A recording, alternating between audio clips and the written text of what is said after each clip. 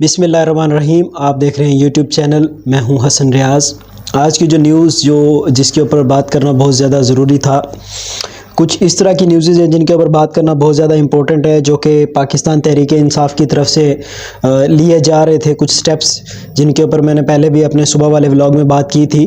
तो मैं अब दोबारा उसके ऊपर बात करना चाहूँगा कि पाकिस्तान तहरीक इंसाफ ने क्या मूव लिया है और पाकिस्तान तहरीक इंसाफ किस साइड पे जा रही है। तो उसके ऊपर सबसे पहले बात करते चलें। लीडरलेस पार्टी है पाकिस्तान तहरीक इंसाफ। उसके पास लीडर नहीं है, उसके पास उनकी पार्टी को मूव करने वाला लीडर तो नहीं है, पर उन्होंने एक कायम मकाम अपना चेयरमैन, अपना बानी सेलेक्ट किया हुआ है। But Imran Khan he original उनके बानी हैं एज़ पर देयर कॉल। अब हम बात करते चलें, पाकिस्तान तहरीक इंसाफ ने आज क्या ऐसा काम किया है जिसके ऊपर उनकी पूरी दुनिया में सुनवाई की जा रही है। मैं आपके साथ वो बात शेयर करता चलूँ। पाकिस्तान तहरीक इंसाफ ने गुज़श्ता दिन तमाम अपने उन उम्मीदवार जिनको नामज़द किया गया था और जो धांधली के बायस, जो इलेक्शन में टेम्परिंग के बायस इलेक्शन हार गए थे, और वो लोग जो कि तहरीक इंसाफ में बड़े बड़े ओहदों पर फाइज़ हैं, उन लोगों को भी बुलाया गया था मैरियट होटल, एक निजी होटल इस्लामाबाद के अंदर, ताकि वो नेशनल और इंटरनेशनल मीडिया के सामने आकर बात कर सकें। तो वहाँ पर काफ़ी सारे लोग आए हुए थे, वो लोग जो कि पाकिस्तान तहरीक इंसाफ में बड़े अच्छे ओहदों पर फाइज भी हैं। तो उनमें पाकिस्तान तहरीक इंसाफ की लीडरशिप तो नहीं थी, जो मकामी लीडरशिप है, जो करंट लीडरशिप है, वो मौजूद थी, उसने ये सारी चीज़ें हेल्ड की थी। अब हम अगर बात करते चलें तो जितने भी उम्मीदवार आए थे वो अपने फॉर्म 45 साथ लेके आए थे, ताकि वो एक एहतजाज, एक प्रेस कॉन्फ्रेंस पूरी दुनिया के सामने कर सकें, एक नेशनल और इंटरनेशनल मीडिया के सामने। उन्होंने ये बात बताई कि वो फॉर्म 45 के मुताबिक 179 सीट्स जीत चुके हैं। फॉर्म 45 एक वो फॉर्म होता है जो प्रिजाइडिंग ऑफिसर जनरेट करता है, उसके बाद फॉर्म 47 होता है। उनका कहना था कि फॉर्म 45 के रिजल्ट्स के मुताबिक हम 179 सीट्स जीत चुके हैं। अगर हम दूसरी तरफ बात करते चलें तो हमारे साथ टेम्परिंग और जो धांधली की गई है वो फॉर्म 47 के ऊपर की गई है। फॉर्म 47 के ऊपर अगर हम बात करते चलें, रिहाना डार जो कि सियालकोट की तरफ से एक उम्मीदवार हैं, बहुत ही स्ट्रॉन्ग कैंडिडेट हैं, जिनकी हमने कैंपेन भी देखी, जिन्होंने बहुत ही स्ट्रॉन्ग कैंपेन रन की और जिन्होंने बहुत ही पॉजिटिव वे में अपनी कैंपेन को लेके चलाया। उनके साथ भी फॉर्म 47 के अंदर धांधली की गई और उनको हराया गया। उन्होंने आज प्रेस कॉन्फ्रेंस में, दौरान प्रेस कॉन्फ्रेंस, उन्होंने कुरान पाक हाथ में लिया और उन्होंने कहा, कुरान पर हलफ लेके मैं कहती हूँ कि मैं जीत चुकी हूँ, मैं फॉर्म 45 के मुताबिक टॉप पे हूँ।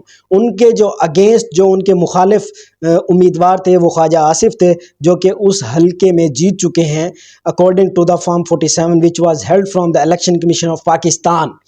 उसके मुताबिक वो जीत चुके हैं। उनका कहना था, रिहाना डार का, कि वो ख्वाजा आसिफ कुरान पाक से हलफ लेकर बता दें क्या वो फॉर्म 45 के मुताबिक जीते हैं या नहीं, जिस पर पिछले 3 से 4 दिनों से अभी तक ख्वाजा आसिफ का कोई रद्द अमल या कोई बयान सामने नहीं आया।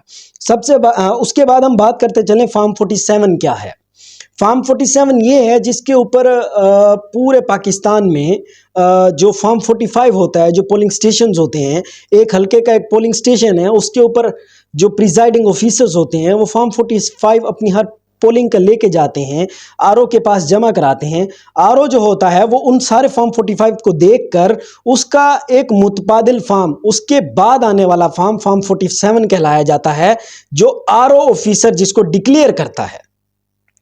आरओ ऑफिसर अगर फॉर्म 47 के ऊपर उस चीज़ को डिक्लेयर कर, वो फॉर्म 45 से देख के रिजल्ट मेंशन करता है और एक चीज़ डिक्लेयर करता है कि कौन सा कैंडिडेट विन कर चुका है, कौन सा कैंडिडेट सेकंड नंबर पे है, कौन सा कैंडिडेट थर्ड नंबर पे है, वो सारी चीज़ों के बारे में तयन करता है।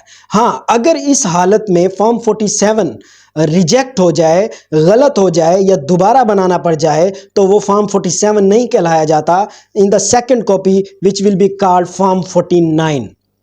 अगर आरओ ऑफिसर एक और कॉपी तैयार करता है एक हल्के की तो वो फॉर्म 49 कहलाई जाती है। अब पाकिस्तान तहरीक इंसाफ के जितने भी उम्मीदवार जो कि धांधली ज़्यादा इलेक्शन की ज़िद में आए हैं, उनका यही कहना है कि हमारा फॉर्म 45 तो हम ले चुके थे, जो हमारे दस्तरस में था, जो हमारे इख्तियार में था, जो हम ले सकते थे वो हमने लिए, बट فارم 47 ہم نہیں لے سکے. فارم 47 میں ہمارے ساتھ دھاندلیاں کی جا رہی ہیں, ہمارے ریزلٹس روکے گئے اور ہمارے ساتھ کافی سارے مسئلے مسائل کیے گئے. اسی طرح اگر ہم بات کرتے چلیں 179 سیٹس کا دعویٰ کرتی ہے پاکستان تحریک انصاف. اچھا, سب سے پہلے میں ساتھ میں یہ بھی بات ضرور کرتا چلوں کہ اس نیشنل اور انٹرنیشنل میڈیا سے کیا فرق پڑے گا. سب سے پہلی بات یہ کہ برطانیہ, امریکہ اور international world, Australia, over all the world ایک بہت اسٹرانگ پریشر ڈالے گا پاکستان کے اوپر کہ پاکستان کو چاہیے کہ اپنے انتخابات کو فری اینڈ فیئر کرے, ان کو کلیئر کرے, ان کی دھاندلی کے شبہات اور مسئلے مسائل کو دور کیا جائے. اسی طرح اگر ہم بات کرتے چلیں, اگر پاکستان تحریک انصاف کو 179 سیٹس مل جاتی ہے اکارڈنگ ٹو دیئر 45 فارم, تو وہ 2/3 میجورٹی سے بھی اوپر ہوں گے. 2/3 میجورٹی یعنی ایک سمپل سادہ اکثریت سے بھی اوپر 2/3 اکثریت کے ساتھ وہ اپنی گورنمنٹ فارمیشن کر سکتے ہیں.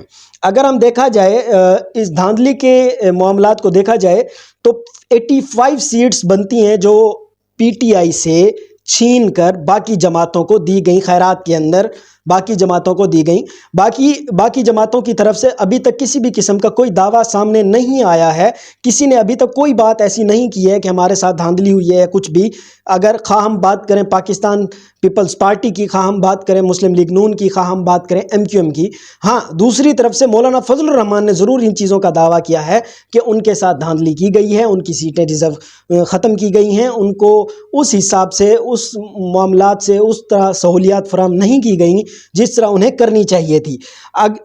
ایک اور نیوز جو کہ بڑی ہی امپورٹنٹ گردش کر رہی ہے اسلام آباد کی طرف سے, اسلام آباد سپریم کورٹ کی طرف سے, وہ یہ ہے کہ 8 فروری کے الیکشن کو کل عدم قرار دیا جائے.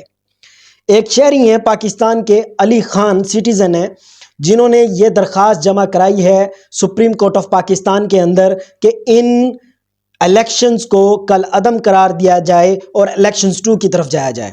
اب ہم اگر اس کے اوپر بات کرتے چلیں, پاکستان سپریم کورٹ اگر اس کو کل عدم قرار دے دیتا ہے تو ہم اس کے اوپر فی الوقت تک 70 بلین خرچ کر کے بیٹھے ہوئے ہیں. پاکستان کی قوم کا 70 ارب روپیہ ڈوب جائے گا, ایک اور 70 ارب کو لے کے آیا جائے گا اور اس کو خرچ کیا جائے گا. آئی ڈونٹ تھنک سو کہ دس از اے وائز. دوسری طرف اگر ہم بات کریں کہ Pakistan Tehreek Insaf according to the form 45 عدالتوں کے اندر جوڈیشری کے سامنے اور عدالتوں کے سامنے جاتی ہے تو ان کو آیا کہ کوئی سیٹس ملیں گی بھی یا نہیں ملیں گی. اس لحاظ سے میں اگر بات کرتا چلوں تو ان کو ہو سکتا ہے وہ اپیلیں کرتے رہیں, وہ ریکویسٹ کرتے رہیں, وہ سارا کچھ کرتے رہیں, اس کے بعد جا کے شاید ان کو آدھی سیٹس مل جائیں, 85 میں سے شاید 40 سیٹس مل جائیں یا 50 سیٹس مل جائیں, اٹ وڈ بھی ان کو مل جائیں. تو پھر بھی اگر مسلم لیگ اور پیپلز پارٹی مل کر حکومت بناتے ہیں تو ان کی حکومت گر سکتی ہے. اگر تحریک انصاف اپنی کلیم کردہ ہاف سیٹس بھی لے جاتی ہے تو پھر بھی وہ پی ڈی ایم کی گورنمنٹ گرا دے گی.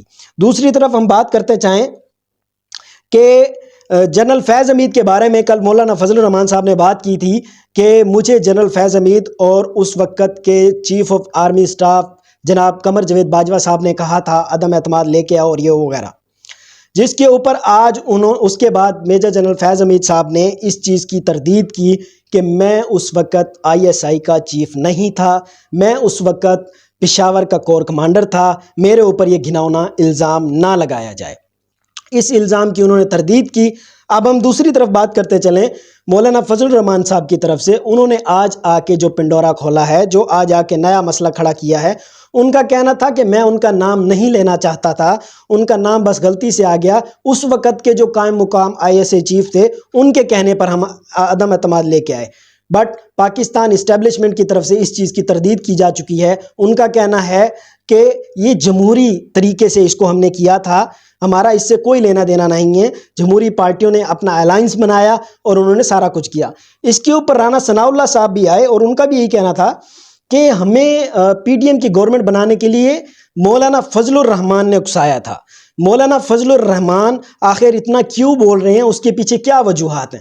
اگر ہم اس ٹاپک کے اوپر بات کرتے چلیں تو مولانا فضل الرحمان اس وجہ سے معاملات میں بڑا ڈسٹرب ہوئے کہ ان کو وہ سہولیات, ان کو وہ مسئلے, ان کو وہ نہیں دی گئیں. ان کی خواہشات تھیں کہ شاید وہ صدر پاکستان بن سکتے.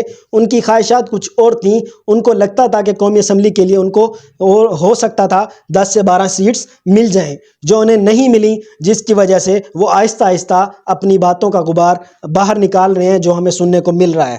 بٹ ان چیزوں سے یہ یاد رکھیے گا کہ مولانا فضل الرحمان نے جو انکشافات کیے ہیں وہ عمران خان کی کچھ چیزوں کی تصدیق کرتے ہیں. اب ہم دوسری طرف بات کرتے جائیں امریکہ کے بارے میں. عمران خان نے کل ایک ریکویسٹ کی تھی امریکہ سے کہ آپ مہربانی کریں، آپ پاکستان پر زور دیں، آپ پاکستان میں ہونے والے انتخابات پر ایکشن لیں، آپ ان کو چیک کریں، ان کا نوٹس لیں آیا کہ پاکستان میں دھاندلی ہوئی ہے کہ نہیں. جس پر امریکہ کے وزیر ترجمان جو ہیں جان کربی، انہوں نے باقاعدہ بتایا ہے کہ ہماری انٹرنیشنل میڈیا ابھی بھی وہاں پہ موجود ہے، انٹرنیشنل پرسنز ابھی بھی وہاں پہ موجود ہیں، وہ اس چیز کو چیک کر رہے ہیں، وہ اس چیز کو انشور کر رہے ہیں آیا کہ وہاں پہ دھاندلی ہوئی ہے یا نہیں ہوئی، ریزلٹس کو اچھی طرح فائنلائز کر رہے ہیں. تو آج تک کی خبریں یہی تھیں کہ تحریک انصاف کا بہت اچھا موو، جس سے تحریک انصاف ایک نیشنل لیول پر بھی اور ایک انٹرنیشنل لیول پر بھی اپنا احتجاج ریکارڈ کرا پائی، ایک پریس کانفرنس کرا پائی. اس وقت ٹرینڈنگ میں جا رہا ہے ایکس کے اوپر کہ press conference of Tehreek Insaf. آج تک کے لیے اتنا ہی. مجھے اجازت دیں. اللہ حافظ.